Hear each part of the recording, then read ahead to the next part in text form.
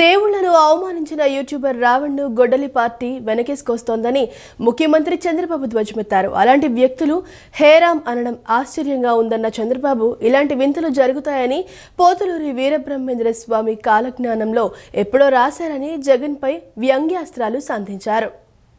నంద్యాల జిల్లా బనగానపల్లిలో ముఖ్యమంత్రి చంద్రబాబు నాయుడు పర్యటించారు. ఈ సందర్భంగా ఆయన రైతులకు పట్టాదారు పాసు పుస్తకాలను అందజేశారు. అనంతరం బహిరంగ సభలో మాట్లాడుతూ గత ప్రభుత్వ హయాంలో జరిగిన తప్పిదాల వల్లే ప్రజలు ఇబ్బందులు పడుతున్నారని, తమ ప్రభుత్వం రాగానే వివాదాస్పదమైన ల్యాండ్ టైటిలింగ్ యాక్టును రద్దు చేశామని స్పష్టం చేశారు. రాష్ట్రంలో శాంతి భద్రతలను కాపాడటమే తమ లక్ష్యమని, కులమతాల పేరుతో చిచ్చు పెట్టేవారిని ఉపేక్షించేది లేదని హెచ్చరించారు. ముఖ్యంగా పురాణాలు మరియు దేవుళ్లపై అసభ్యకరమైన వ్యాఖ్యలు చేసే వ్యక్తులను, వారికి మద్దతు ఇచ్చే రాజకీయ పార్టీలను ఆయన తీవ్రంగా తప్పుపట్టారు. సమాజంలో మహిళల గౌరవాన్ని పెంచేందుకు తాము తల్లికి వందనం వంటి కార్యక్రమాలను చేపట్టామని, మహిళల జోలికి వస్తే సహించేది లేదని ఆయన గట్టిగా హెచ్చరించారు. రాయలసీమలో ఫ్యాక్షన్ రాజకీయాలకు తావు లేకుండా శాంతిని నెలకొల్పింది తెలుగుదేశం పార్టీయేనని, హింసకు తావులేని ప్రజాస్వామ్య వ్యవస్థ కోసం ప్రజలందరూ సహకరించాలని చంద్రబాబు కోరారు. ఆస్తి కోసం కన్న తల్లిని వేధించేవారిని, రాజకీయ ప్రయోజనాల కోసం అడ్డదారులు తొక్కేవారిని ప్రజలు గమనించాలని ఆయన హితవు పలికారు. ప్రజాస్వామ్యంలో హింసకు తావు లేదు. ప్రజల ఆస్తులకి, ప్రాణాలకి రక్షణగా ఉండాలి. ఆడబిడ్డలు స్వేచ్ఛగా తిరగాలి. 1924లో ఎక్కడ చూసినా గంజాయి పంట పండించారు. ఏజెన్సీ ఏరియాలో పండించారు. దేశానికి, ప్రపంచానికి ఉత్పత్తి చేశారు.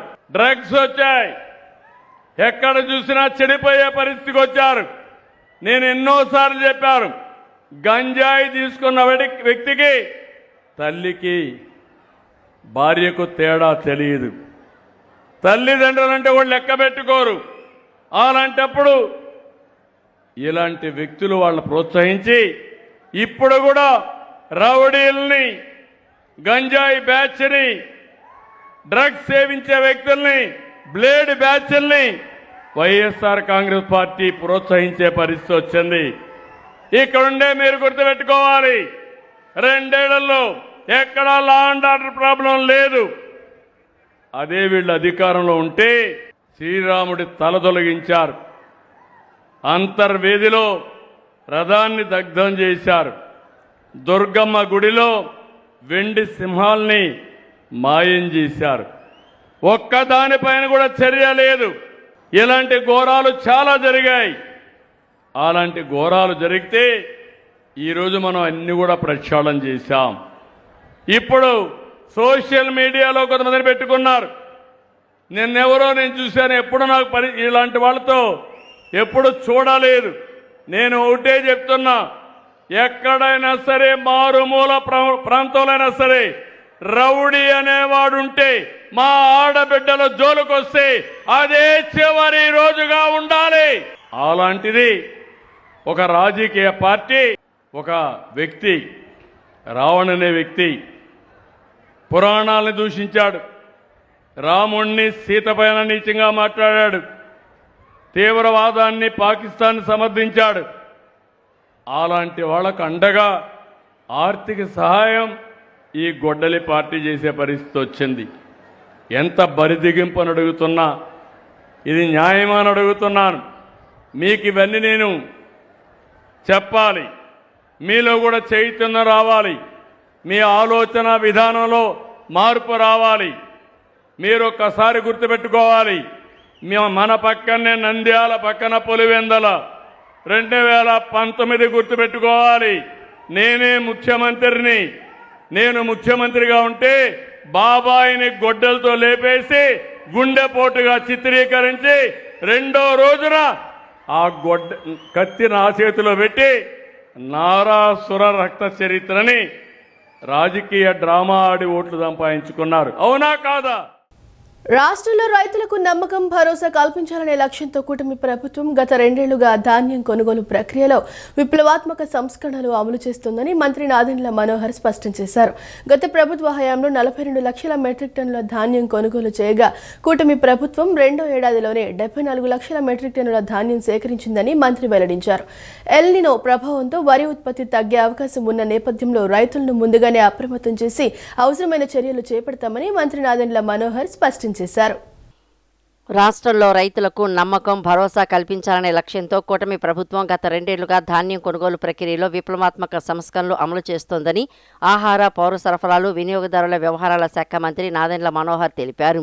స్థానిక గేట్వే హోటల్లో 2 ఏళ్లలో ధాన్యం సేకరణ ప్రగతి సమీక్షా సమావేశంపై ఏర్పాటు చేసిన కార్యక్రమానికి ఆహార, పౌర సరఫరాలు, వినియోగదారుల వ్యవహారాల శాఖ మంత్రి నాదెండ్ల మనోహర్ ముఖ్య అతిథిగా హాజరయ్యారు. ఈ సందర్భంగా మంత్రి నాదెండ్ల మనోహర్ మాట్లాడుతూ ముఖ్యమంత్రి నారా చంద్రబాబు నాయుడు, ఉప ముఖ్యమంత్రి పవన్ కళ్యాణ్ మార్గదర్శకత్వంలో రాష్ట్ర చరిత్రలో ఎన్నడూ లేని విధంగా ధాన్యం సేకరణ చేపట్టామని పేర్కొన్నారు. గత ప్రభుత్వ హయాంలో 42 లక్షల మెట్రిక్ టన్నుల ధాన్యం కొనుగోలు చేయగా కూటమి ప్రభుత్వం రెండో ఏడాదిలోనే 74 లక్షల మెట్రిక్ టన్నుల ధాన్యం సేకరించిందని మంత్రి వెల్లడించారు. 31,000 కోట్ల విలువైన ధాన్యాన్ని కొనుగోలు చేసి 11.53 లక్షల మంది రైతులకు 95% చెల్లింపులు 24 గంటల్లోనే వారి ఖాతాల్లో జమ చేయడం చారిత్రక విజయమన్నారు. ఆంధ్రప్రదేశ్లో అమలు చేస్తున్న 10% బ్రోకెన్ రైస్ విధానాన్ని కేంద్ర ప్రభుత్వం గుర్తించి దేశవ్యాప్తంగా అమలు చేయాలని నిర్ణయించడం రాష్ట్రానికి లభించిన గొప్ప గుర్తింపని ఆయన పేర్కొన్నారు. ప్రతి ధాన్యం బస్తాకు QR code, track and trace విధానం, వాట్సాప్ ద్వారా ధాన్యం నమోదు వంటి సాంకేతిక సంస్కరణలు పారదర్శకతను మరింత పెంచాయని చెప్పారు. గత సీజన్లో గన్నీ బ్యాగులు, గోదాములు, రవాణా వంటి అంశాల్లో ఎదురైన సమస్యలను గుర్తించి ఈ ఖరీఫ్ నుంచి రైతు సేవా కేంద్రాల్లోనే గన్నీ బ్యాగులు అందుబాటులో ఉంచడం, రవాణా ఖర్చులను 48 గంటల్లో రైతుల ఖాతాల్లో జమ చేయడం వంటి కొత్త సంస్కరణను అమలు చేయనున్నట్లు వెల్లడించారు. తేమ కొలతల్లో ఎలాంటి సందేహాలకు తావు లేకుండా రాష్ట్ర వ్యాప్తంగా ఒకే కంపెనీ, ఒకే మోడల్ మాయిశ్చరైజ్ మీటర్లను ఏర్పాటు చేస్తున్నామని, ఇప్పటికే 90% పని పూర్తయిందని, ఖరీఫ్ నాటికి 100% పూర్తి చేస్తామని మంత్రి తెలిపారు. వచ్చే సీజన్లో ఎల్ నినో వలన ఉన్న సమస్య ఏ విధంగా వ్యవసాయ రంగం పైన దాని ప్రభావం ఉంటుంది. మొట్టమొదటిసారి భారతదేశ వ్యాప్తంగా కూడా నిన్న కేంద్ర కేబినెట్ ఒక నిర్ణయం తీసుకుని ఈ కార్యక్రమాన్ని వాళ్ళు గుర్తించి రాష్ట్ర వ్యాప్తంగానే కాదు భారతదేశంలో తీసుకెళ్దాం అనే ఆలోచనతోటి వాళ్ళు అభినందించారు. ప్రతి బస్తాకి QR ట్యాగ్ ఏర్పాటు చేశాం. ట్రాక్ అండ్ ట్రేస్ ద్వారా ఎక్కడైతే రైతు కష్టపడి పండిస్తున్నారో అంతిమంగా ఏ ఫైర్ ప్రైస్ షాప్కి వెళ్తుందో ఆ బస్తా పూర్తి వివరాలు ఆ QR ట్యాగ్లో ఉండేటట్టు కొత్త విధానాలతోటి మేము తీసుకొచ్చాం. అన్నిటికన్నా ముఖ్యమైన సంస్కరణ మేము తీసుకొచ్చింది వాట్సాప్ ద్వారా కూడా రైతు తాను కష్టపడి పండించిన ధాన్యాన్ని అమ్ముకునే విధంగా ఒక వెసులుబాటు కల్పించాం. ట్రాన్స్పోర్ట్ విషయంలో కానివ్వండి, గోతాల విషయంలో కానివ్వండి, రాబోయే రోజుల్లో తేమ శాతం విషయంలో కానివ్వండి, ఎక్కడ కూడా అనుమానాలు లేకుండా ఒక నమ్మకంతో రైతాంగానికి ఒక భరోసా కల్పించడానికి ఈరోజు జరిగిన ఈ సమావేశంలో తప్పకుండా రైతు సోదరుడికి రాబోయే ఖరీఫ్కి కానీ రబీలో కానీ మా కూటమి ప్రభుత్వం అందిస్తున్న సహాయాన్ని మరింత వేగంగా ముందు తీసుకెళ్తాం. ఏపీఎస్ఆర్టీసీని ప్రైవేటీకరణ చేసే ప్రసక్తే లేదని, విద్యుత్ బస్సులతో ఆధునిక ప్రజా రవాణా వ్యవస్థను ఏర్పాటు చేయడమే ప్రభుత్వ ప్రధాన లక్ష్యమని రాష్ట్ర రవాణా శాఖ ప్రత్యేక ప్రధాన కార్యదర్శి ఎంటీ కృష్ణబాబు స్పష్టం చేశారు. ఏపీఎస్ఆర్టీసీకి చెందిన అన్ని భూములు, డిపోలు, భవనాలు, ఇతర స్థిరాస్తులు యథావిధిగా ఏపీఎస్ఆర్టీసీ యాజమాన్యంలోనే కొనసాగుతాయని తెలిపారు. విద్యుత్ బస్సులను కూడా హైర్ ప్రాతిపదికన నడపడం జరుగుతుందని వివరించారు. ఏపీఎస్ఆర్టీసీని ప్రైవేటీకరణ చేసే ప్రసక్తే లేదని, విద్యుత్ బస్సులతో ఆధునిక ప్రజా రవాణా వ్యవస్థను ఏర్పాటు చేయడమే ప్రభుత్వ ప్రధాన లక్ష్యమని రాష్ట్ర రవాణా శాఖ ప్రత్యేక ప్రధాన కార్యదర్శి ఎంటీ కృష్ణబాబు స్పష్టం చేశారు. ఏపీఎస్ఆర్టీసీ ప్రైవేటీకరణ జరుగుతోందన్న ప్రచారం పూర్తిగా నిరాధారమని, సంస్థ ఆస్తులు, డిపోలు, భూములు ఎట్టి పరిస్థితుల్లోనూ ప్రైవేటు సంస్థలకు బదిలీ చేయబోవడం లేదని అన్నారు. ఈ విషయంలో ఉద్యోగ సంఘాలతో సంపూర్ణ సంప్రదింపులు కొనసాగిస్తూ అందరికీ ఆమోదయోగ్యమైన విధానాన్ని ప్రభుత్వం రూపొందిస్తుందని తెలిపారు. ఉద్యోగులు, ప్రజలు ఎలాంటి అపోహలకు లోను కాకుండా వాస్తవాలను మాత్రమే విశ్వసించాలని ఆయన విజ్ఞప్తి చేశారు. విద్యుత్ బస్సులను ప్రవేశపెట్టడంపై కొన్ని వర్గాలు, ఉద్యోగ సంఘాలు వ్యక్తం చేస్తున్న సందేహాలు, మీడియాలో వస్తున్న పలు కథనాల నేపథ్యంలో గురువారం రాష్ట్ర సచివాలయం ప్రచార విభాగంలో పాత్రికేయులతో ఆయన మాట్లాడుతూ పలు అంశాలపై సమగ్ర వివరణ ఇచ్చారు. రాష్ట్ర ప్రభుత్వం ప్రజా రవాణా వ్యవస్థను మరింత ఆధునీకరించడం, పర్యావరణ హితంగా తీర్చిదిద్దటం, ప్రయాణికులకు అత్యుత్తమ సౌకర్యాలు కల్పించడం లక్ష్యంగా విద్యుత్ బస్సులను ప్రవేశపెట్టే కార్యక్రమాన్ని పారదర్శకంగా అమలు చేస్తోందని తెలిపారు.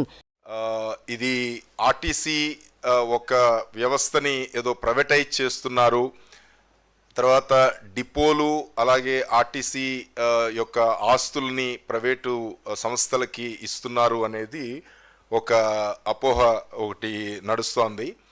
సో ఇందులో క్లారిఫై చేయదలుచుకున్న విషయం ఏంటంటే ఇందులో ఏ రకమైన ప్రైవేటైజేషన్ లేదు. ఎంటైర్ ఆస్తులన్నీ కూడా ఏపీఎస్ఆర్టీసీ దగ్గరే ఉంటాయి. APSRTC owner.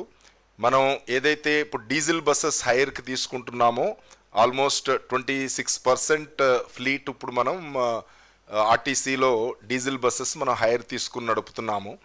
మిగతా 74% మనం ఆర్టీసీ ఓన్ బస్సులు రన్ చేస్తున్నాము. సిమిలర్ పద్ధతిలో మనం ఎలక్ట్రికల్ బస్సెస్ హైర్ బేసిస్ మీద తీసుకుని రన్ చేస్తున్నాము. ఎవరైతే సక్సెస్ఫుల్ బిడ్డర్ ఉన్నారో వాళ్ళకి ఎంత లీజ్ పీరియడ్కి అయితే ఎంత ఇచ్చామో ఆ టైం వరకు మన ప్రెమిసెస్ వాడుకోవడానికి, అంటే మనకి సర్వీసెస్ మనకి ఇవ్వాలి కాబట్టి మన ప్రెమిసెస్ వాడుకోవడానికి మాత్రమే పర్మిషన్ ఇవ్వడం తప్ప ఏ రకమైన లీజ్ కానీ ఏ రకమైన ట్రాన్స్ఫర్ కానీ అలాంటి ఏమీ సిస్టమ్ లేదు. రానున్న నవంబర్ నాటికి గన్నవరం ఇంటర్నేషనల్ ఎయిర్పోర్ట్ నూతన ఇంటిగ్రేటెడ్ టెర్మినల్ భవనాన్ని అందుబాటులోకి తీసుకురానున్నట్లు మచిలీపట్నం ఎంపీ బాలశౌరి ప్రకటించారు. విజయవాడ బైపాస్ నుంచి విమానాశ్రయానికి నేరుగా 6 లైన్ల జాతీయ రహదారిని నిర్మించే అంశంపై కేంద్ర మంత్రి నితిన్ గడ్కరీతో త్వరలోనే చర్చిస్తామని వెల్లడించారు. గన్నవరం నుంచి దుబాయ్ సర్వీస్ గనుక అందుబాటులోకి వస్తే విదేశీ ప్రయాణికులకు మరింత లబ్ధి చేకూరుతుందని విజయవాడ ఎంపీ ఆశాభావం వ్యక్తం చేశారు. గన్నవరం ఇంటర్నేషనల్ ఎయిర్పోర్ట్ నూతన టెర్మినల్ నిర్మాణ పనులపై ఎయిర్పోర్ట్ అడ్వైజరీ కమిటీ సమావేశం జరిగింది. Committee chairman Machilipatnam MP Vallabhaneni Balashowry అధ్యక్షతన జరిగిన ఈ సమావేశంలో co chairman Vijayawada MP Kesineni Sivanath, vice chairman ప్రభుత్వ whip MLA Yarlagadda Venkatrao, airport director Lakshmikanth రెడ్డితో పాటు ఏఏఐ అధికారులు, ఆర్డీఓ సుబ్రహ్మణ్యం, ఎస్పీ విద్యాసాగర్ నాయుడు తదితర ఉన్నతాధికారులు పాల్గొన్నారు. ఈ సందర్భంగా మచిలీపట్నం ఎంపీ వల్లభనేని బాలశౌరి మాట్లాడుతూ రానున్న నవంబర్ నాటికి నూతన ఇంటిగ్రేటెడ్ టెర్మినల్ భవనాన్ని అందుబాటులోకి తీసుకురానున్నట్లు తెలిపారు. గన్నవరం నుంచి షార్జా, సింగపూర్, శ్రీలంకకు ప్రత్యేక విమానాలతో పాటు దుబాయ్, ఎమిరేట్స్ విమాన సర్వీసులను నడిపేందుకు ప్రయత్నాలు చేస్తున్నామని వివరించారు. వీటితో పాటు వారణాసి, కలకత్తా, కొచ్చి నగరాలకు కూడా ప్రత్యేక స్వదేశీ విమాన సర్వీసులు ప్రారంభించనున్నట్లు పేర్కొన్నారు. అలాగే విజయవాడ బైపాస్ నుంచి విమానాశ్రయానికి నేరుగా 6 లైన్ల జాతీయ రహదారిని నిర్మించే అంశంపై కేంద్ర మంత్రి నితిన్ గడ్కరీతో త్వరలోనే చర్చిస్తామని వెల్లడించారు. ఇక్కడి నుంచి శ్రీలంకకి ఒక ఫ్లైట్ కూడా కావాలని చెప్పేసి ఒక ప్రపోజల్ పెట్టాం. అదే రకంగా ఇక్కడి నుంచి యూరోప్ వెళ్ళేటువంటి వాళ్ళు కానీ, అలాగే అమెరికా వెళ్ళేటువంటి వాళ్ళు కానీ, యుఎస్ వెళ్ళేటువంటి వాళ్ళు కానీ, ఆఫ్రికా వెళ్ళేటువంటి వాళ్ళు కానీ, దుబాయ్కి ఒక ఎమిరేట్స్ ఫ్లైట్స్, విజయవాడ నుంచి దుబాయ్కి ఒక ఎమిరేట్స్ ఫ్లైట్స్ కానీ వేస్తే ప్రపంచం మొత్తానికి కూడా, వరల్డ్ మొత్తానికి కూడా కనెక్టివిటీ వస్తుంది. సో దాన్ని ఆల్రెడీ రామ్మోహన్ నాయుడు గారితో మేము మాట్లాడాం, ముఖ్యమంత్రి గారితో, అలాగే సంబంధించినటువంటి అధికారులతో కూడా మాట్లాడి ఆ ప్రపోజల్ కూడా త్వరగా వస్తే దాన్ని కూడా ఈజీగా వరల్డ్ మొత్తం కనెక్టివిటీ రావడానికి ఆస్కారం ఉంటుంది. డొమెస్టిక్ ఎయిర్లైన్ ఫ్లైట్స్ వచ్చేసేటప్పటికల్లా ఇప్పుడు వారణాసి, కలకత్తా, కొచ్చిన్, గోవా, అలాగే ముంబైకి ఉన్నటువంటి 2 ఫ్లైట్లు సాయంత్రం ఫ్లైట్లు, ఒకటి మార్నింగ్ ఒకటి ఈవినింగ్ పెట్టమని చెప్పి అది కూడా డిస్కస్ చేయడం జరిగింది. విజయవాడ ఎంపీ కేశినేని చిన్ని మాట్లాడుతూ కేంద్ర రాష్ట్రాల్లో ఉన్న డబుల్ ఇంజన్ సర్కార్ ఆధ్వర్యంలో గన్నవరం ఎయిర్పోర్టుకు కొత్త విమాన సర్వీసులను పెద్ద ఎత్తున అందుబాటులోకి తీసుకువస్తున్నామని చెప్పారు. నూతన ఇంటిగ్రేటెడ్ టెర్మినల్ పనులు త్వరలోనే పూర్తి కానున్నాయని, శబరిమల భక్తుల సౌకర్యార్థం కొచ్చికి ప్రత్యేక విమాన సర్వీసును నడపాలని కోరినట్లు తెలిపారు. గన్నవరం నుంచి దుబాయ్ సర్వీసు గనక అందుబాటులోకి వస్తే విదేశీ ప్రయాణికులకు మరింత లబ్ధి చేకూరుతుందని ఆశాభావం వ్యక్తం చేశారు.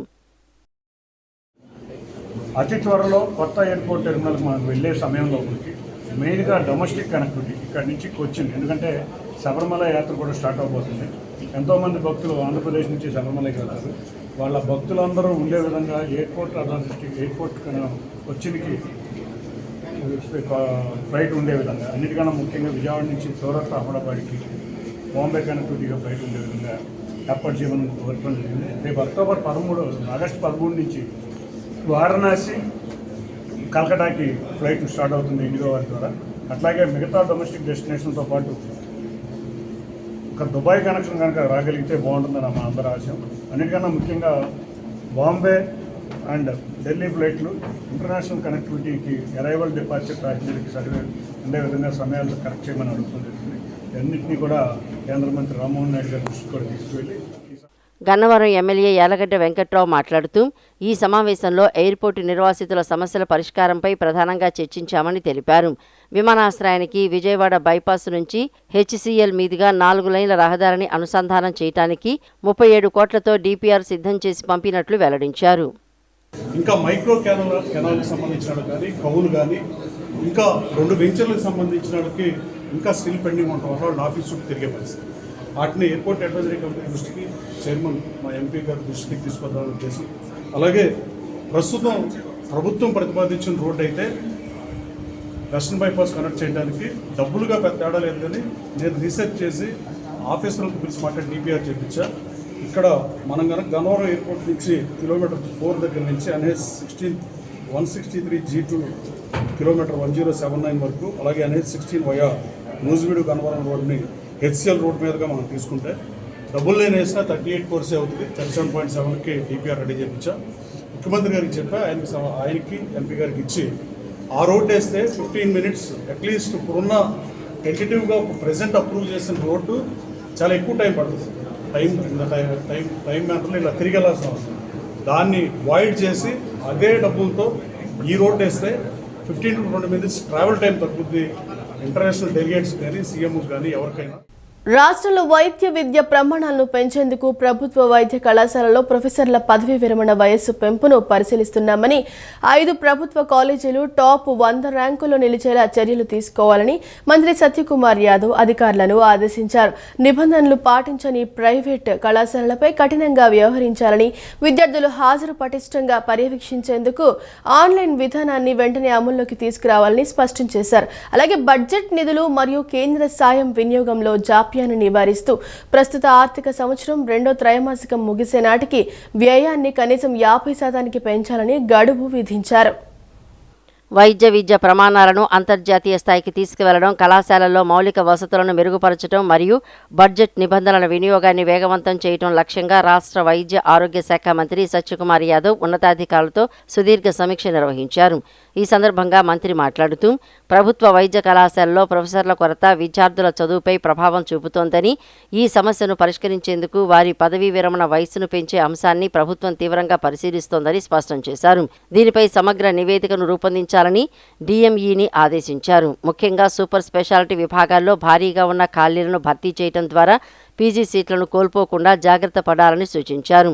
రాష్ట్రంలోని కనీసం 5 ప్రభుత్వ వైద్య కళాశాలను జాతీయ స్థాయి టాప్ 100 జాబితాలో నిలపాలన్నదే ప్రభుత్వ సంకల్పమని, అందుకు తగ్గట్టుగా బోధన మరియు వసతులను మెరుగుపరచాలని అధికారులను ఆదేశించారు. నిబంధనలను పక్కనబెట్టి అదనపు సీట్లు పొందుతున్న ప్రైవేటు వైద్య కళాశాలలపై కఠినంగా వ్యవహరించాలని, అవసరమైతే ఆకస్మిక తనిఖీలు నిర్వహించి ఎన్ఎంసీ ప్రమాణాలను అమలు చేయాలని ఎన్టీఆర్ ఆరోగ్య విశ్వవిద్యాలయం అధికారులకు స్పష్టం చేశారు. అలాగే విద్యార్థుల హాజరు విషయంలో ఇకపై ఎటువంటి రాజీ ఉండదని, పారదర్శకత కోసం ఆన్లైన్ హాజరు విధానాన్ని వెంటనే అమల్లోకి తీసుకురావాలని ఆదేశించారు. 75% హాజరు తప్పనిసరి అని, రోగుల పడకల వద్ద ఇచ్చే బెడ్ సైడ్ ఎడ్యుకేషన్పై ప్రత్యేక దృష్టి సారించి విద్యార్థుల్లో నైతిక విలువలను పెంపొందించాలని సూచించారు. ఆర్థిక క్రమశిక్షణపై దృష్టి సారించిన మంత్రి 2026-27 ఆర్థిక సంవత్సరంలో కేంద్ర సాయం మరియు వార్షిక బడ్జెట్ వినియోగం ఆశించిన స్థాయిలో లేకపోవడంపై అసంతృప్తి వ్యక్తం చేశారు. బిల్లుల అప్లోడింగ్లో జాప్యం, నిధుల విడుదలలో సమన్వయ లోపం వంటి అంశాలను ప్రస్తావిస్తూ ఈ ఆర్థిక సంవత్సరం 2వ త్రైమాసికం ముగిసే నాటికి నిధుల వినియోగాన్ని 50% చేర్చాలని లక్ష్యాన్ని నిర్దేశించారు. ఏపీఎస్, ఎంఐడిసి మరియు ఆరోగ్య శాఖ అధికారులు సమన్వయంతో పనిచేసి నిర్మాణ పనులను వేగవంతం చేయాలని, ప్రజలకు మెరుగైన వైద్య సేవలు అందించడమే ప్రభుత్వ ప్రాధాన్యతని సత్యకుమార్ యాదవ్ ఉద్ఘాటించారు. డూండి గణేష్ సేవా సమితి ఆధ్వర్యంలో రాష్ట్రానికి తలమానికంగా విజయవాడలో 72 అడుగుల మట్టి మహాగణపతి విగ్రహాన్ని ఏర్పాటు చేస్తున్నట్లు విజయవాడ ఎంపీ కేశినేని శివనాథ్ అన్నారు. గత ఏడాది కూడా 72 అడుగుల మట్టి గణపతి విగ్రహాన్ని ఏర్పాటు చేసి గణేష్ మహోత్సవాలను వైభవంగా జరుపుకోవడం జరిగిందని, విగ్రహం పెట్టిన చోటే నిమజ్జనం చేశారన్నారు. పర్యావరణాన్ని పరిరక్షించుకుంటూ ప్రతి ఒక్కరూ పర్యావరణ హిత వినాయక చవితి విగ్రహాలు ఏర్పాటు చేసి పండుగ జరుపుకోవాలని కోరారు. డూండి గణేష్ సేవా సమితి ఆధ్వర్యంలో ప్రతి సంవత్సరం అంగరంగ వైభవంగా రాష్ట్రానికి ప్రతిష్టాత్మకంగా నిర్వహిస్తున్న 72 అడుగుల మహా మట్టి గణపతి 6వ వార్షికోత్సవ విగ్రహ శంకుస్థాపన మహోత్సవం నిన్న ఘనంగా జరిగింది. వన్టౌన్లోని లేబర్ కాలనీ గ్రౌండ్లో జరిగిన ఈ కార్యక్రమానికి విజయవాడ ఎంపీ కేశినేని శివనాథ్, ఎన్టీఆర్ జిల్లా టీడీపీ అధ్యక్షురాలు గద్దె అనురాధ, మాజీ ఎమ్మెల్సీ బొద్దా వెంకన్న, టీడీపీ నాయకులు, డూండి గణేష్ సేవా సమితి కార్యవర్గం సభ్యులు డూండి గణేష్ పాల్గొన్నారు. పూజా కార్యక్రమాలు నిర్వహించి భూమి పూజ చేసి విగ్రహం నిర్మాణానికి శంకుస్థాపన చేశారు. అనంతరం ఎంపీ కేశినేని శివనాథ్ మాట్లాడుతూ ప్రతి ఏటా డూండి గణేష్ సేవా సమితి ఆధ్వర్యంలో మట్టి మహాగణపతి విగ్రహాన్ని ఏర్పాటు చేసి గణేష్ ఉత్సవాలను ఘనంగా నిర్వహిస్తున్నట్లు చెప్పారు. ఈ ఏడాది కూడా శ్రీ పంచముఖ వరసిద్ధి మహాగణపతి 72 అడుగుల మహామట్టి గణపతి విగ్రహం ఏర్పాటు చేస్తున్నట్లు చెప్పారు. పర్యావరణాన్ని పరిరక్షించుకుంటూ ప్రతి ఒక్కరూ వినాయక చవితి పండుగను జరుపుకోవాలని కోరారు. విజయవాడ నగరంలో అన్ని మతాల వారు కులమతాలకు అతీతంగా పండుగలు జరుపుకుంటారని, మత సామరస్యంతో ఉంటారని తెలిపారు. గణనాథుడి ఆశీస్సులతో గణేష్ మహోత్సవాలు వైభవంగా జరుగుతాయని చెప్పారు.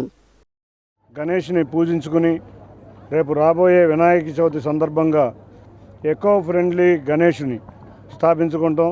దానిలో భాగంగా ఇవాళ భూమి పూజ కార్యక్రమం జరుగుతుంది. 72 అడుగుల విగ్రహం, అన్నిటికన్నా ముఖ్యంగా ఎకో ఫ్రెండ్లీ విగ్రహం. గత సంవత్సరం కూడా మనం చూసాం. ఈ ఎకో ఫ్రెండ్లీ విగ్రహాన్ని నిమజ్జనం కూడా చక్కటి పద్ధతుల్లో ఇక్కడ చేసుకున్నాం.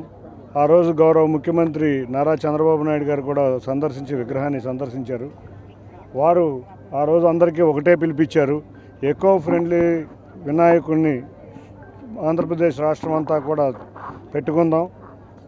తప్పకుండా అందరం కూడా ఈ సంవత్సరం కూడా యథావిధిగా మన ఇళ్లల్లో పూజించే గణేశునితో సహా అందరినీ ఎకో ఫ్రెండ్లీ వినాయకుడిని తీసుకొస్తే పొల్యూషన్ కూడా ఇబ్బంది లేకుండా ఉండే విధంగా ఉంటుంది. గద్దె అనురాధ మాట్లాడుతూ ప్రతి సంవత్సరంలా ఈ సంవత్సరం కూడా విజయవాడలో అతిపెద్ద విగ్రహాన్ని ఏర్పాటు చేస్తున్నట్లు చెప్పారు. గతంలో హైదరాబాదులో పెద్ద విగ్రహాలను చూశామని, ఇప్పుడు విభజన తర్వాత డూండి రాకేష్ డూండి గణేష్ సేవా సమితి ఆధ్వర్యంలో భారీ వినాయకుడి విగ్రహాన్ని ఏర్పాటు చేసి జరుపుకుంటున్నారని అన్నారు. విద్యార్థులకు మంచి విద్య అలవడాలని, రైతులకు పంటలు పుష్కలంగా పండాలని, వర్షాలు బాగా పడాలని విఘ్నేశ్వరుడిని ప్రార్థించడం జరుగుతుందన్నారు. మరి ఈ రోజున ఇంత చక్కటి కార్యక్రమం మనం ఎందుకు జరుపుకుంటున్నాం మనందరికీ తెలుసు. వర్షాలు పడాలి, మరి రైతన్నలు పంటలు మొదలు పెడతా ఉన్నారు. అదేవిధంగా విద్యలకు అధిపతి కూడా మనం గణేశుడి పేరు చెప్పుకుంటాం. ఇవాళ స్కూల్స్ మొదలవుతూ ఉన్నాయి. మన బిడ్డలందరికీ కూడా చక్కటి చదువు సంధ్యలతో, మన రైతన్నలు కూడా చక్కటి పంటలతో మరి 2 నెలల కార్యక్రమం ఇది. సెప్టెంబర్ 15వ తారీఖున బహుశా గణేష మరి ఈ చతుర్థి మన మహోత్సవం రావచ్చు. మరి 2 నెలల పాటు చక్కటి సంకల్పంతో, చిత్తశుద్ధితో ఈ కార్యక్రమాన్ని ఇవాళ ఇక్కడ శంకుస్థాపన చేసుకోవటం. ఈ కార్యక్రమానికి బొద్దా వెంకన్న మాట్లాడుతూ 7వ సంవత్సరం 72 అడుగుల మట్టి గణపతి విగ్రహాన్ని ఏర్పాటు చేస్తున్నారని, ఎక్కడైతే విగ్రహం ఏర్పాటు చేస్తారో అక్కడే నిమజ్జనం చేసే గొప్ప సంస్కృతిని తీసుకువచ్చినట్లు చెప్పారు. డూండి రాకేష్ మాట్లాడుతూ వినాయక చవితి అంటే పెద్ద విగ్రహం, ఖైరతాబాద్ గణేశుడు అందరికీ గుర్తుకు వస్తాడని, అందరూ పూజలు చేస్తారని, రాష్ట్ర విభజన తర్వాత ఇక్కడ కూడా భారీ వినాయకుడిని ఏర్పాటు చేసుకోవాలని పర్యావరణ హితంగా గత 5 సంవత్సరాల నుంచి జరుపుకుంటున్నామని తెలిపారు. ఈ ఏడాది శ్రీ పంచముఖ వరసిద్ధి మహాగణపతిని ఏర్పాటు చేస్తున్నట్లు తెలిపారు. 2 నెలల పాటు 150 మంది కార్మికులు శ్రమించి ఇక్కడ వినాయకుడిని ప్రతిష్ఠిస్తారని చెప్పారు. పెద్ద వినాయకుడు అంటే పండగ అంటే హైదరాబాద్లోని మన ఖైరతాబాద్ గణాన్ని పూజించేవాళ్ళు. కానీ ఇక్కడ కూడా మన రాష్ట్రంలో ఇంతమంది ఉన్న చోట మన అందరం కూడా ఒక భారీ వినాయకుడిని పెడదాం, అది కూడా ఎకో ఫ్రెండ్లీ మొదలు పెడదామని చెప్పి మిత్రులందరం కూడా అనుకొని ఇక్కడ ఎకో ఫ్రెండ్లీ గణనాథుని ఏర్పాటు చేసుకొని ప్రతి సంవత్సరం 72 అడుగుల భారీ గణనాథుని ఏర్పాటు చేసి కార్యక్రమాన్ని నిర్వహిస్తూ ఉన్నాం. మరి మీరు చూసినట్టయితే ఈ సంవత్సరం శ్రీ పంచముఖ వరసిద్ధి గణపతి మహాగణపతి నమూనా పేరుతో ఈరోజు నమూనాను కూడా ఎంపీ గారు గద్దె అనురాధ గారు, అదేవిధంగా బీజేపీ జనసేన నాయకులు బుద్దా వెంకన్న గారు అందరి సారథ్యంలో ఈ కార్యక్రమాన్ని ప్రారంభించడం జరిగింది.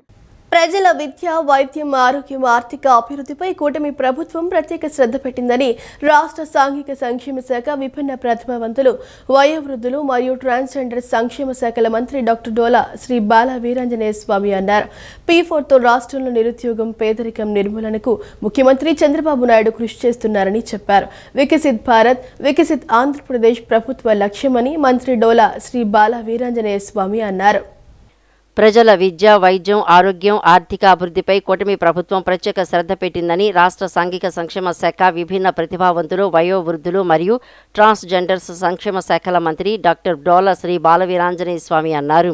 గురువారం అమరావతి సచివాలయంలో విభిన్న ప్రతిభావంతులు, వయోవృద్ధులు మరియు ట్రాన్స్జెండర్స్ సంక్షేమ శాఖ ఆధ్వర్యంలో సమర్థవంతంగా పనిచేసే సంరక్షణ ఆర్థిక వ్యవస్థను రూపొందించడం అనే అంశంపై వర్క్షాప్ నిర్వహించారు. ఈ వర్క్షాప్కి ముఖ్య అతిథిగా మంత్రి డాక్టర్ స్వామి హాజరయ్యారు.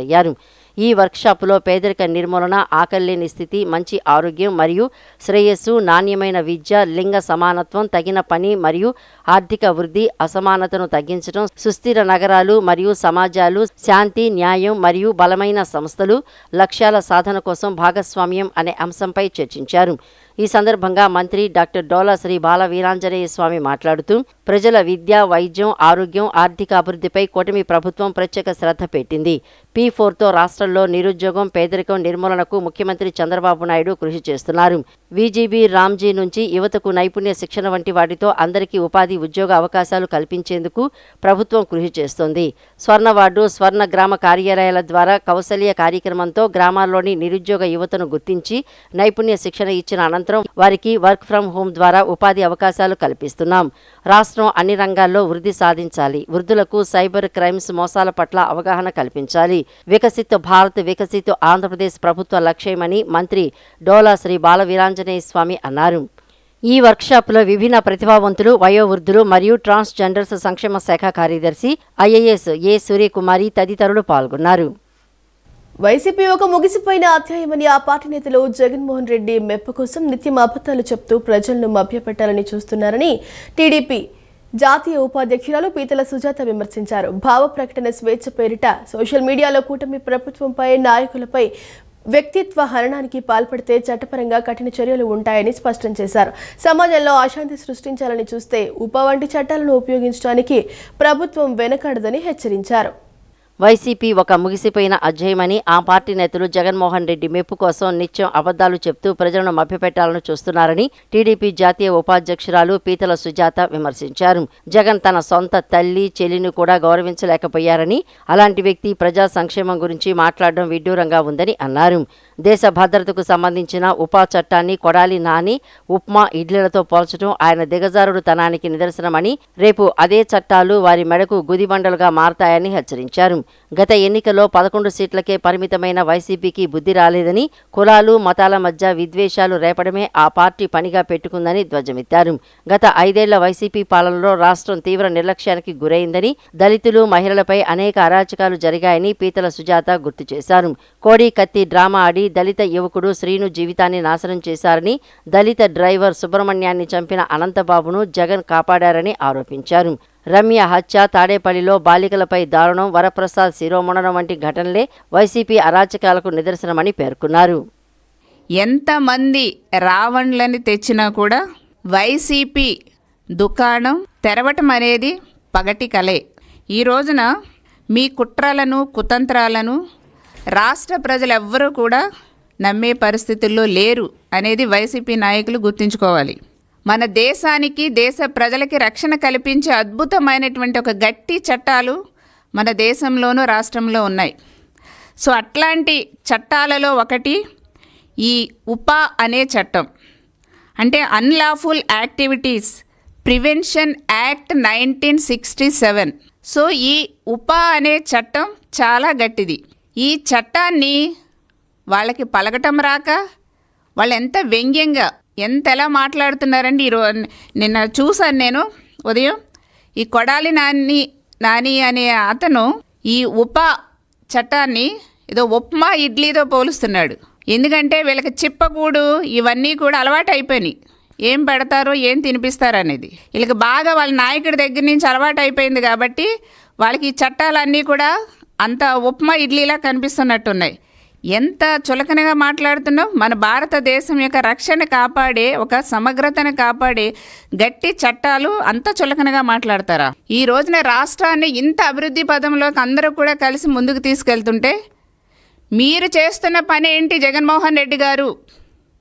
మీరు, మీ పార్టీ చేస్తున్నటువంటి పని ఏంటంటే కులాల మధ్య చిచ్చు పెట్టడం. మీరు చేస్తున్నటువంటి పని ఏంటండి? కులాల మధ్య చిచ్చు పెడుతున్నారు మీరు. ఈ రోజున మీకు 11 సీట్లు ఇచ్చి ప్రజలు మిమ్మల్ని చీత్కరించినా కూడా మీకు బుద్ధి రాలేదు. విజయవాడ రూరల్ నియోజకవర్గంలోని రాంవరపాడు, ప్రసాదంపాడు మరియు ఎనికేపాడు గ్రామాల్లో ఓటర్ల నమోదు ప్రక్రియ వేగవంతం చేశామని ఎంపీడీఓ ఏఈఆర్ఓ పార్థసారథి తెలిపారు. Vijayawada rural special intensive revision కార్యక్రమంలో భాగంగా ఇప్పటికే సంబంధిత ఓటర్లకు ఎన్యూమరేషన్ ఫారాలను పంపిణీ చేసినట్లు తెలిపారు. ఈ ఫారాలను పూర్తి చేసిన వారు వెంటనే తమ పరిధిలోని బిఎల్ఓలకు అందజేయాలని సూచించారు. ఒకవేళ ఎవరికైనా ఇంకా ఈ ఫారాలు అందకపోతే అటువంటి వారు తమ సమీపంలోని సచివాలయానికి వెళ్లి బిఎల్ఓలను కలిసి ఫారాలను పొందవచ్చని సూచించారు. స్పెషల్ ఇంటెన్సివ్ రివిజన్లో భాగంగా రామరపాడు, ప్రసాదంపాడు మరియు ఎనికేపాడు లో ఎన్యూమరేషన్ ఫార్ములు ఓటర్లకు పంపిణీ చేయడం జరిగినది. పూర్తి చేసిన ఫార్ములు ఇప్పటికీ బిఎల్ఓలకు అందజేయని ఓటర్లు వెంటనే బిఎల్ఓలకు అందజేయవలసిందిగాను, ఇంకను ఎన్యూమరేషన్ ఫార్ములు రాని వారు బిఎల్ఓలను మీ సచివాలయం వద్ద సంప్రదించవలసిందిగా కోరడమైనది. ఏఈఆర్ఓ మరియు MPDO Vijayawada rural. Vijayawada Patamata high స్కూల్లో 9వ inter district state youth basketball championship పోటీలు హోరాహోరీగా జరుగుతున్నాయి. ఈ పోటీలను ఎంపీ కేశినేని శివనాథ్, ఎమ్మెల్యేలు గద్దె రామ్మోహన్, శ్రీరామ్ తాతయ్య, మాజీ ఎమ్మెల్యే యలమంచిలి రవి ప్రారంభించారు. ఈ నెల 9వ తేదీ నుంచి 12వ తేదీ వరకు జరిగే ఈ ఛాంపియన్షిప్లో అత్యుత్తమ ప్రతిభ కనపరిచిన 18 మందిని స్టేట్ క్యాంప్కు ఎంపిక చేస్తారు. విజయవాడ పటమట హైస్కూల్లో 9వ inter district state youth basketball champion పోటీలు ఘనంగా ప్రారంభమయ్యాయి. ఈ క్రీడా సంబరాన్ని ఎంపీ కేశినేని చిన్ని, తూర్పు నియోజకవర్గ ఎమ్మెల్యే గద్దె రామ్మోహన్, జగ్గయ్యపేట ఎమ్మెల్యే శ్రీరామ్ తాతయ్య మరియు మాజీ ఎమ్మెల్యే యలమంచిలి రవి ప్రారంభించారు. ప్రారంభోత్సవం అనంతరం జట్ల మధ్య హోరాహోరీగా పోటీలు జరిగాయి.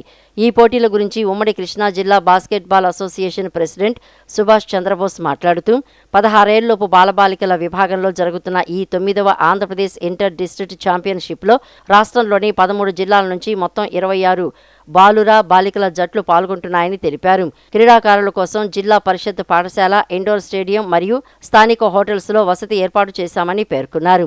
ఈ సందర్భంగా కొత్తగా నిర్మించిన బాస్కెట్బాల్ కోర్టును ఎంపీ, ఎమ్మెల్యేలు ప్రారంభించారన్నారు.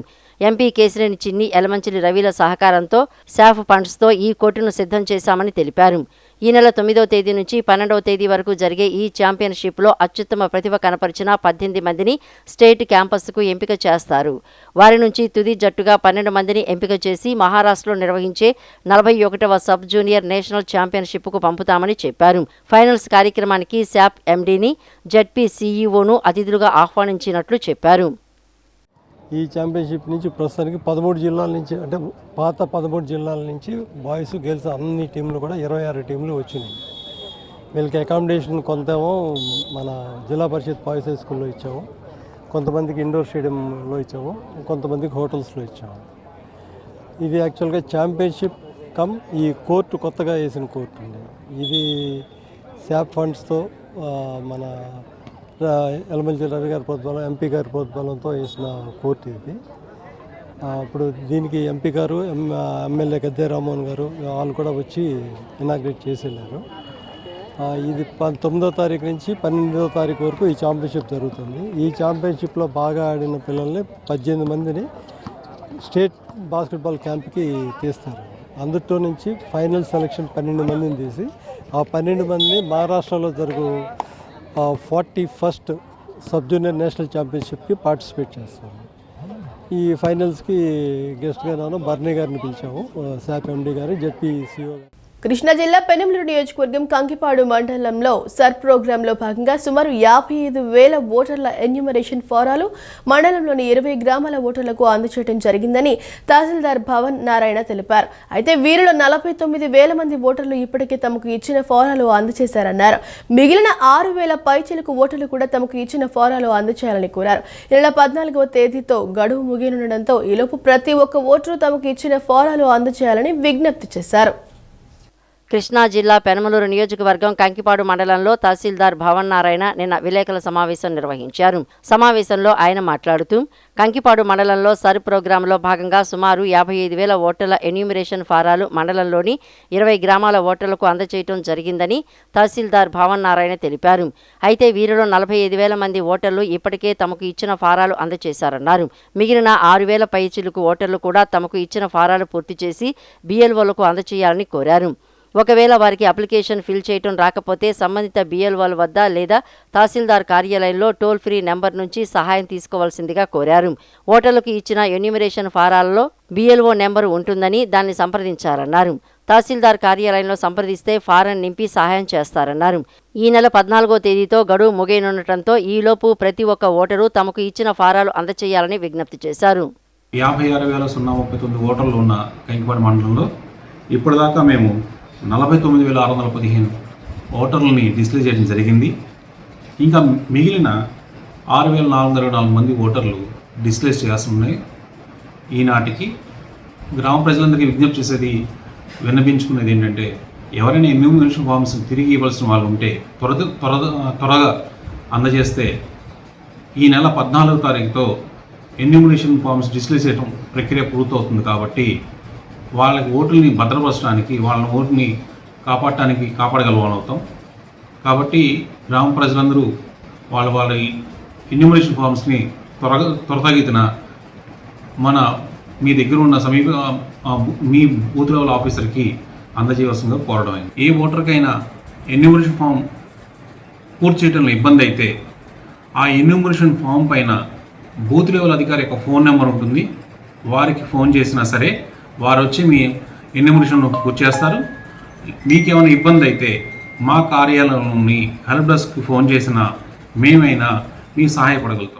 రాష్ట్రంలోని రైతులు నేచురల్ ఫార్మింగ్ విధానంలో పెద్ద ఎత్తున సాగుకు సిద్ధమయ్యేలా రాష్ట్ర కేంద్ర ప్రభుత్వాలు కార్యాచరణ రూపొందించాయని 2035 నాటికి మన రాష్ట్రంలో 60 లక్షలకు పైగా రైతుల ప్రకృతి వ్యవసాయంలో భాగస్వామ్యం లక్ష్యంగా పనిచేస్తున్నామని 20 సూత్రాల కార్యక్రమాల అమలు చైర్మన్ లంకా దినకర్ తెలిపారు. రాష్ట్రంలో ప్రకృతి వ్యవసాయ సేద్యం సాగు పెంపుపై వ్యవసాయ శాఖ ex officio special chief secretary B Rajasekhar, రైతు సాధికార సంస్థ executive vice chairman Vijay Kumar, organic farming certifying authority chairman Sravan దత్లతో నిర్వహించిన సమీక్ష సమావేశంలోని అంశాలను ఆయన మీడియా సమావేశంలో వెల్లడించారు. ఈ సందర్భంగా 20 సూత్రాల కార్యక్రమాల అమలు చైర్మన్ లంకా దినకర్ మాట్లాడుతూ ప్రకృతి సేద్యంపై రైతుల ఆసక్తిని పెంచి వారికి లాభార్జన కలిగించడంతో పాటు పర్యావరణ హితానికి మనవంతు సహకారం అందించడం, అలాగే భూమి తల్లిని రసాయన ఎరువుల నుండి కాపాడటమే లక్ష్యంగా 2016లో అడుగులు వేయడం జరిగిందన్నారు. ఇప్పటి వరకు 18 లక్షల మంది రైతులు 20 లక్షల ఎకరాల్లో 8,168 గ్రామాల్లో నేచురల్ ఫార్మింగ్ చేస్తున్నారని హర్షం వ్యక్తం చేశారు.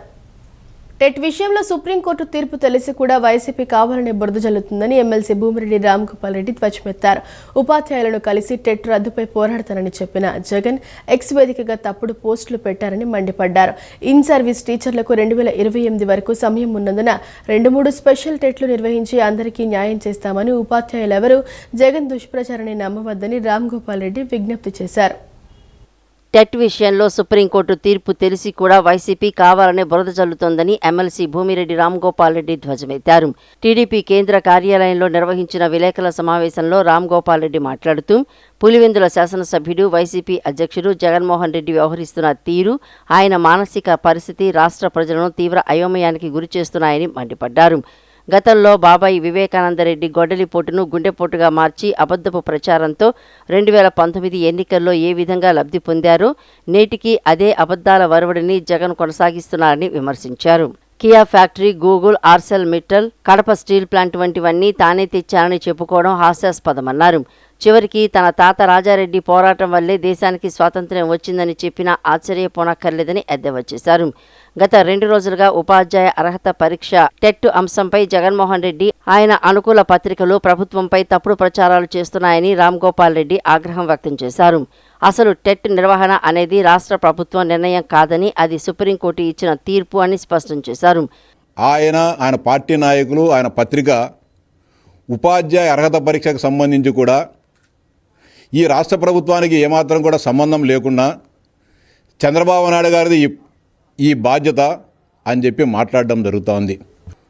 ఉద్యోగుల మధ్య విభేదాలను సృష్టించాలి, ఈ ప్రభుత్వంలో గందరగోళం సృష్టించాలనే ఒక ఆకాంక్షతో ఆయన పనిచేయడం జరుగుతోంది.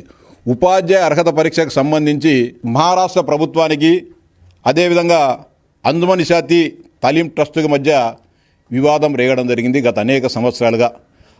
బాంబే హైకోర్టులో తుది తీర్పు పోయిన తర్వాత మళ్ళీ భారత సుప్రీంకోర్టులో ఆ కేసుకు సంబంధించి రివ్యూ పిటిషన్లు దాఖలైన తర్వాత సుప్రీంకోర్టు ఒక తీర్పు ఇవ్వడం జరిగింది. సెప్టెంబర్ 1, 2025 తారీఖున జస్టిస్ దీపాంకర్ దత్తా మరియు మన్మోహన్లతో కూడిన ధర్మాసనం 2011 కంటే ముందు ఉపాధ్యాయులుగా ఎంపికైన వారంతా కూడా ఉపాధ్యాయ అర్హత పరీక్షను రాసి పాస్ కావాల్సిందే. అలాంటి వారు మాత్రమే ఉపాధ్యాయ వృత్తిలో కొనసాగడానికి అర్హులు, లేకపోతే వారందరిని కూడా తొలగించాలని చెప్పేసి సుప్రీంకోర్టు ఒక ఆర్టికల్ 142 కింద ఒక అసాధారణమైన అధికారాలను ఉపయోగించి తీర్పు ఇవ్వడం జరిగింది. ఆయన పులివెందుల పర్యటన సందర్భంగా కొంతమంది ఉపాధ్యాయులు కలిసి టెట్టును రద్దు చేయించాలని చెప్పి ఆయన కోరిన మేరకు ఆయన ఒక పెద్ద స్టేట్మెంట్ ఇవ్వడం జరిగింది. టెట్టు రద్దు చేసేదానికి నేను పోరాడతా, మా ఎంపీలంతా కూడా పోయి ఉద్యమిస్తారని చెప్పి చెప్పడం జరిగింది. మళ్ళీ నిన్న ఏం చేశాడు, టెట్టు ఉపాధ్యాయ ఇన్ సర్వీస్ టీచర్లకు టెట్టు రద్దు చేయాలి, లేకపోతే నేను ఉద్యమిస్తా అని చెప్పిన ఎక్స్లో ఆయన పోస్ట్ చేసిన 2 గంటలకే చంద్రబాబు నాయుడు గారు, లోకేష్ బాబు గజ్జ వణిగిపోయి ఇన్ సర్వీస్ టీచర్లందరికీ ప్రత్యేక టెట్ నిర్వహిస్తామని చెప్పి ఆదేశాలు ఇవ్వడం జరిగింది, ప్రభుత్వ ఉత్తర్వులు ఇవ్వడం జరిగిందని చెప్పి ఎక్స్ వేదికగా ఆయన చెప్పడం జరిగింది. ఈ సందర్భంగా జగన్మోహన్ రెడ్డి గారు సలహా సూచిస్తున్నా, చంద్రబాబు నాయుడు గారికి మీరు మీ బెదిరింపులకు భయపడడం జరిగింది. అదే విధమైన బెదిరింపులను భారత ప్రధానమంత్రి నరేంద్ర మోడీ గారికి కూడా ఇవ్వండి. 40 గంటలు మీకు సమయం ఇస్తున్నా, మీరు భారత పార్లమెంటులో ఈ టెట్టు రద్దు చేయాలని చెప్పి రాజ్యాంగ సవరణ చేసినా సరే టెట్టును రద్దు చేయండి, లేకపోతే మీ ప్రభుత్వాన్ని కూలదోస్తా అని చెప్పి ఢిల్లీ ప్రభుత్వానికి మీరు భారత ప్రధానమంత్రి మోడీ గారికి హెచ్చరిక జారీ చేయాలని చెప్పి ఈ సందర్భంగా నేను ప్రజలందరూ బిఎల్ఓలకు సహకరించాలని విజయవాడ నగరపాలక సంస్థ కమిషనర్ ధ్యానచంద్ర అన్నారు. క్షేత్రస్థాయిలో బిఎల్ఓలతో నిరంతర సమన్వయం కొనసాగిస్తూ వారికి ఎదురయ్యే సమస్యలను వెంటనే పరిష్కరించాలని సూచించారు. ప్రతిరోజు ఎదురయ్యే ఇబ్బందులను అధిగమించేలా అవసరమైన మార్గనిర్దేశం చేస్తూ ఫారాల సేకరణ, డిజిటలైజేషన్లో మరింత పురోగతి సాధించేలా చర్యలు తీసుకోవాలని అధికారులకు సూచించారు. విజయవాడ నగరపాలక సంస్థ కమిషనర్ ధ్యానచంద్ర తన పర్యటనలో భాగంగా విజయవాడ పశ్చిమ, సెంట్రల్, తూర్పు అసెంబ్లీ నియోజకవర్గాలు నిర్వహిస్తున్న స్పెషల్ ఇంటెన్సివ్ రివిజన్ 2026 కార్యక్రమాన్ని నిన్న క్షేత్రస్థాయిలో పరిశీలించారు. ఈ సందర్భంగా పశ్చిమ నియోజకవర్గంలోని పైజర్పేట, సెంట్రల్ నియోజకవర్గంలోని Ayodhya Nagar, lotus land mark, తూర్పు నియోజకవర్గంలోని పటమట ప్రాంతాల్లో ఏర్పాటు చేసిన ప్రత్యేక శిబిరాలను సందర్శించి ఎన్యూమరేషన్ ఫారాల సేకరణ, డిజిటలైజేషన్ ప్రక్రియను పరిశీలించారు. బిఎల్ఓలు నిర్వహిస్తున్న విధులు, ప్రజల స్పందన, ఫారాల సేకరణ, పురోగతి తదితర అంశాలపై అధికారులను అడిగి తెలుసుకున్నారు. ఈ సందర్భంగా కమిషనర్ ధ్యానచంద్ర మాట్లాడుతూ 3 నియోజకవర్గాల్లో ప్రతిరోజు ఎస్ఐఆర్ కార్యక్రమం పురోగతి సాధిస్తూ ఉండటం అభినందనీయమని అన్నారు. అయినప్పటికీ మిగిలి ఉన్న ఎన్యూమరేషన్ ఫారాల సేకరణ, డిజిటలైజేషన్ ప్రక్రియను మరింత వేగవంతం చేయాలని అధికారులను ఆదేశించారు. క్షేత్రస్థాయిలో బిఎల్ఓలతో నిరంతరం సమన్వయం కొనసాగిస్తూ వారికి ఎదురయ్యే సమస్యలను వెంటనే పరిష్కరించాలని సూచించారు. ప్రతిరోజు ఎదురయ్యే ఇబ్బందులను అధిగమించేలా అవసరమైన మార్గనిర్దేశం చేస్తూ ఫారాల సేకరణ, డిజిటలైజేషన్లో మరింత పురోగతి సాధించేలా చర్యలు తీసుకోవాలని అధికారులకు సూచించారు. ప్రజలు కూడా బిఎల్ఓలు తమ ఇళ్లకు వచ్చినప్పుడు పూర్తి సహకారం అందించాలని, వారితో మర్యాదపూర్వకంగా వ్యవహరిస్తూ ఎన్నికల సంఘం నిర్వహిస్తున్న ఈ ప్రక్రియ విజయవంతం కావడానికి సహకరించాలని కమిషనర్ విజ్ఞప్తి చేశారు. ఈ కార్యక్రమంలో పశ్చిమ నియోజకవర్గ ఈఆర్ఓ ఏ రవీందర్రావు, తూర్పు నియోజకవర్గ ఈఆర్ఓ వేనెల శ్రీనివాస్, బిఎల్ఓలు, సంబంధిత అధికారులు, సిబ్బంది తదితరులు పాల్గొన్నారు. మంగళగిరి నియోజకవర్గంలోని పేదల ఇళ్ల స్థలాల సమస్యలపై మంత్రి నారా లోకేష్ స్పష్టత ఇవ్వాలని సిపిఎం గుంటూరు జిల్లా కార్యదర్శి వై నేతాజీ డిమాండ్ చేశారు. తాడేపల్లి సిపిఎం కార్యాలయంలో జరిగిన విలేకరుల సమావేశంలో ఆయన మాట్లాడుతూ ఎన్నికల ముందు 20,000 మందికి ఇళ్ల స్థలాలు ఇస్తామని హామీ ఇచ్చి సీతానగరంలో శిలాఫలకం వేశారని, ఆ లబ్ధిదారుల జాబితాను వెంటనే బహిరంగపరిచి ఇళ్ల నిర్మాణం ఎప్పుడు ప్రారంభిస్తారో ప్రకటించాలని కోరారు. పేదలు ఎన్నిసార్లు దరఖాస్తులు చేసుకున్నా అధికారులు పరిశీలించడం లేదని విమర్శించారు. గత ఏడాది ఇచ్చిన 3,000 పట్టాలలో కొన్నింటికి ఇంకా రిజిస్ట్రేషన్ కాలేదని, అయినా వాటికి కూడా బ్యాంకులు రుణాలు ఇవ్వటం లేదన్నారు.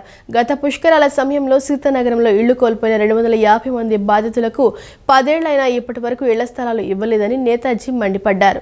ఇళ్లు లేని పేదలందరికీ కూడా 20,000 మంది పేదలు ఉన్నారని చెప్పేసి వాళ్ళందరికీ కూడా ఇళ్ల స్థలాలు ఇచ్చి ఇళ్లు నిర్మించి ఇస్తానని చెప్పేసి అనేటువంటి వాగ్దానం చేశారు. ఈ వాగ్దానాన్ని జనం నమ్ముతారో లేదో అని చెప్పేసి అనేటువంటి సందేహంతో మన సీతానగరం కట్ట దగ్గర శిలాఫలకం కూడా వేశారు. దీన్ని ప్రజలు బాగా నమ్మి ఎన్నికల్లో భారీ మెజారిటీతో ఈ నియోజకవర్గం ఏర్పడిన తర్వాత ఇంత భారీ మెజారిటీతో ఎవరిని గతంలో గెలిపించాలా అంత 91,000 మెజారిటీతో ఆయన గెలిపించారు. 2 ఏళ్లు పూర్తయింది. ఈ 2 ఏళ్ల కాలంలో పేదలకు ఇచ్చినటువంటి ఈ 2 వాగ్దానాలు అమలుకి సంబంధించినటువంటిది మనం పరిశీలన చేయాలి. మొట్టమొదట్లో ఓ సంవత్సరం 3 నెలల క్రితం ఇళ్ల పట్టాలు ఇస్తున్నామని చెప్పి ఒక వారం రోజుల పాటు దానికి సంబంధించి ఒక పెద్ద ప్రహసనం నడిపి 5,000 మంది పట్టాలు ఇస్తున్నామని ముందు ప్రకటించి చివరికి 3,000 మంది పట్టాలు ఇచ్చారు. ఆ సందర్భంగా వాళ్ళకందరికీ బట్టలు ఇచ్చారు, అట్లాగే భోజనం పెట్టారు. మిగిలినటువంటి వాళ్ళందరికీ కూడా దశల వారీగా ఇచ్చేస్తామని, రెండో దశ కూడా 2025 ఆగస్టులోనే ఇస్తామని చెప్పేసినటువంటిది కూడా నమ్మబలికారు. సిపిఎం పార్టీ లోకేష్ గారికి సామూహిక రాయబారం పాదయాత్ర పిలిపివ్వటం అనేటువంటి జరిగింది. ఈ నేపథ్యంలో నిన్న లోకేష్ గారి కార్యాలయం నుంచి రెండో దశ ఇళ్ల పట్టాల కార్యక్రమం పెట్టబోతున్నాం 21, 22 తేదీల్లో మరొక 3,000 మందికి ఇస్తామని చెప్పేసినటువంటిది ప్రకటన చేశారు. అయితే ఈ ప్రకటనలో వాళ్ళు స్పష్టంగా ఎవరెవరికి వాళ్ళు ఇంతకుముందు వాగ్దానం చేసినటువంటి వాళ్ళందరికీ ఇస్తున్నారా లేదా అని చెప్పేసినటువంటిది ఎక్కడా కూడా స్పష్టత లేదు. ఈసెట్ లాంగ్ టర్మ్ కోచింగ్ తీసుకుంటున్న విద్యార్థులకు పరీక్షలు నిర్వహించి ఉత్తమ ప్రతిభ కనపరిచిన విద్యార్థులకు సర్టిఫికెట్లు ప్రదానం చేయడంతో పాటు క్యాష్ అవార్డు ఇస్తున్నట్లు సాయి మీద కోచింగ్ సెంటర్ ఫ్యాకల్టీ స్టీఫెన్ తెలిపారు. అనుభవజ్ఞులైన చైర్మన్ రమణ మార్గదర్శకత్వంలో ఈసెట్, ఏపీ ట్రాన్స్కో, జెన్కో వంటి పోటీ పరీక్షలకు అత్యుత్తమ శిక్షణను అందిస్తున్నామని ఆయన వివరించారు. విద్యార్థులను విద్యాపరంగా ప్రోత్సహించడంలో భాగంగా విజయవాడలోని సాయి మేధా కోచింగ్ సెంటర్ ప్రత్యేక కార్యక్రమాన్ని నిర్వహించింది. లాంగ్ టర్మ్ ఆఫ్లైన్ కోచింగ్లో భాగంగా నిర్వహించిన పరీక్షల్లో అత్యుత్తమ ప్రతిభ కనపరిచిన విద్యార్థులకు కోచింగ్ సెంటర్ డైరెక్టర్ మజ్జిగ బాలకృష్ణ చేతుల మీదుగా సర్టిఫికెట్లు మరియు నగదు పురస్కారాలను అందజేశారు. ఈ సందర్భంగా కెమిస్ట్రీ ఫ్యాకల్టీ స్టీఫెన్ మాట్లాడుతూ విద్యార్థుల అభ్యాసాలను మెరుగుపరిచేందుకు తాము ప్రత్యేక వ్యూహాలను అనుసరిస్తున్నామని తెలిపారు. వారంలో బోధించిన సిలబస్పై 2 సార్లు పరీక్షలు నిర్వహిస్తున్నామని చెప్పారు. ఉత్తమ ప్రతిభ కనపరిచిన విద్యార్థులకు సర్టిఫికెట్లు ప్రదానం చేయడంతో పాటు క్యాష్ అవార్డు ఇస్తున్నట్లు చెప్పారు. తక్కువ మార్కులు వచ్చిన విద్యార్థులకు వ్యక్తిగత కౌన్సిలింగ్ అందిస్తూ వారిని మెరుగుపరచడం తమ ప్రత్యేకత అని పేర్కొన్నారు. అనుభవజ్ఞులైన చైర్మన్ రమణ మార్గదర్శకత్వంలో ఈసెట్, ఏపీ ట్రాన్స్కో, జెన్కో వంటి పోటీ పరీక్షలకు అత్యుత్తమ శిక్షణ అందిస్తున్నామని వారు పేర్కొన్నారు. సో స్టూడెంట్స్ ఎంకరేజ్మెంట్ కోసం వాళ్ళు ఎలా ఎగ్జామ్లో పెర్ఫార్మెన్స్ చేశారు, సో దాని మీద మేము ఎగ్జామ్స్ పెట్టి వాళ్ళు ఎంకరేజ్ చేయడం కోసం క్యాష్ అవార్డ్స్ కూడా ఇవ్వడం జరిగింది.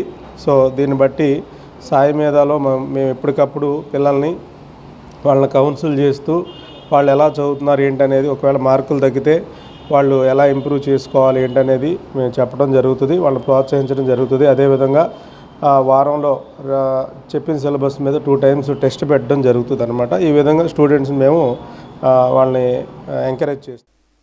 అనంతరం విద్యార్థులు మాట్లాడుతూ కేవలం చదువు మాత్రమే కాకుండా తమను ఒక కుటుంబ సభ్యునిగా భావించి డైరెక్టర్ మజ్జిగ బాలకృష్ణ మరియు ఫ్యాకల్టీ అందిస్తున్న ప్రోత్సాహం తమకెంతో స్ఫూర్తినిస్తోందని సంతోషం వ్యక్తం చేశారు. ముఖ్యంగా మధ్యతరగతి కుటుంబాలకు చెందిన విద్యార్థులకు ఈ సంస్థ ఒక భరోసాగా నిలుస్తోందని విద్యార్థులు కృతజ్ఞతలు తెలియజేశారు. యాక్చువల్గా ఈసెట్ కోచింగ్ అయితే ఫస్ట్లో తీసుకోవాలని అయితే లేదు, కాకపోతే చాలా ఇన్స్టిట్యూట్స్ వచ్చినాయి కాలేజ్కి, అంత నమ్మకం అయితే లేదు. కానీ సీనియర్స్ వాళ్ళ ద్వారా ఇలా సాయి మీద ఈసెట్ కోచింగ్ అని చెప్పి ఎలా ఉండిద్దని చెప్పి ఫస్ట్ జాయిన్ అవుదామని చూసాము. ఇక్కడ డైరెక్టర్ బాలు అన్నయ్య తన వే ఆఫ్ స్పీకింగ్ కానీ అలా తన అప్రోచ్ కానీ ముందు జాయిన్ అయ్యేటప్పుడు ఏదైతే అంటే ఒక ఫ్యామిలీ మెంబర్గా అప్రోచ్ అయ్యి తను చేసే సపోర్ట్ కానీ ఇలా డిప్లొమా అంటే మినిమం యావరేజ్ స్టూడెంట్స్ అంటే యావరేజ్ బిలో యావరేజ్ ఫ్యామిలీస్ చదువుతారు, అలాంటి వాళ్ళకి సపోర్ట్ చేస్తూ. నేను నా బ్రాంచ్ త్రిబుల్ అనమాట, ఎలక్ట్రానిక్స్ బ్రాంచ్. మేము ట్రైనింగ్ చేస్తున్నాము. సో మేము ఇక్కడ జరగడం ద్వారా మేము సాయి మీదలో జాయిన్ అయ్యాం. మాకు ఫస్ట్ ఎంపీసీలో ఎగ్జామ్ జరిగింది, దానిలో నేను ఫస్ట్ వచ్చాను. దానికి ఇక్కడ ఫ్యాకల్టీ కూడా నాకు చాలా సపోర్ట్ చేస్తున్నారు. ఈ వార్త ఇంతటితో సమాప్తం. మరో బులెటిన్తో మళ్ళీ కలుద్దాం. అంతవరకు సెలవు, నమస్కారం.